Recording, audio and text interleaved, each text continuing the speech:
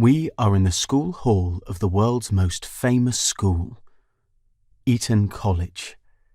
Such a sea of black tailcoats, hundreds and hundreds of them. And in amongst this swirling blur of boys in black, there is one delicious dot of red. You can pick her out quite easily from the balcony, as all else is either black or white.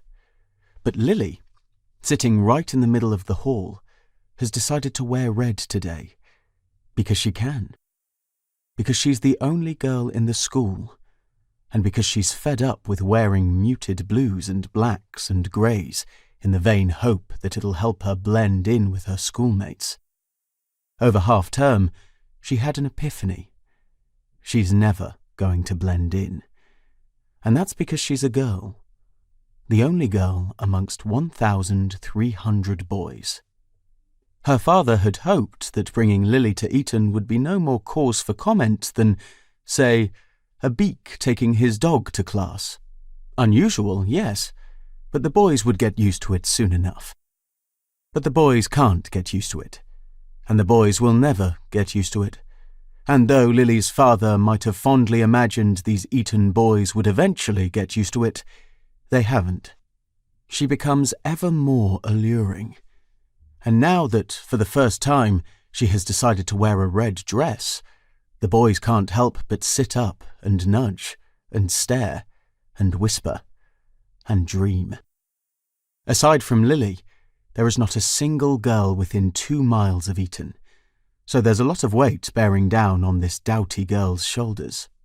For the past 6 weeks, since she started at Eton, it's felt like she's been a weird zoo animal. Not necessarily cooped up in a cage, but nevertheless relentlessly gawped at. Wherever she goes in Eton, she is watched. She is watched.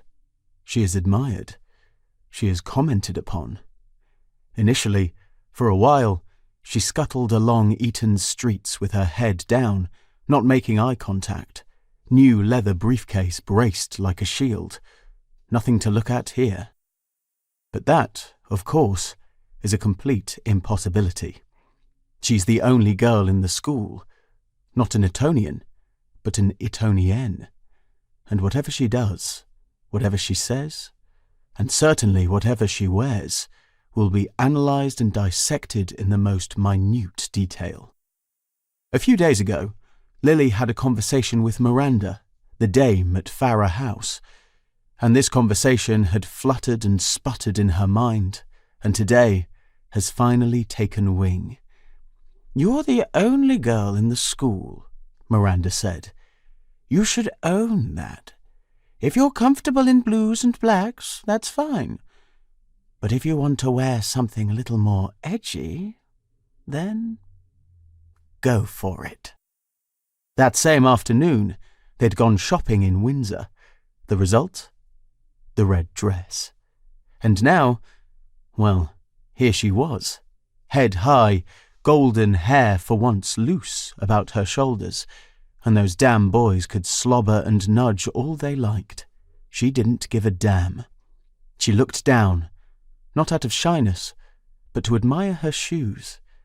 Along with her red dress, she'd bought new shoes, and she'd certainly never bought a pair of shoes like these before. Converse high tops, black with white laces. She rolled her heel to admire the logo. She dithered in the shop, but Miranda had insisted, and Miranda had been right. With the red dress, they were terrific. Lily laughed as she looked round the hall, wondering if she'd be able to see him. The reaction, when she looked round, was instantaneous. Everyone who'd been looking at her suddenly averted their gaze, and that made her smile too. What a great day. What a great day to be alive.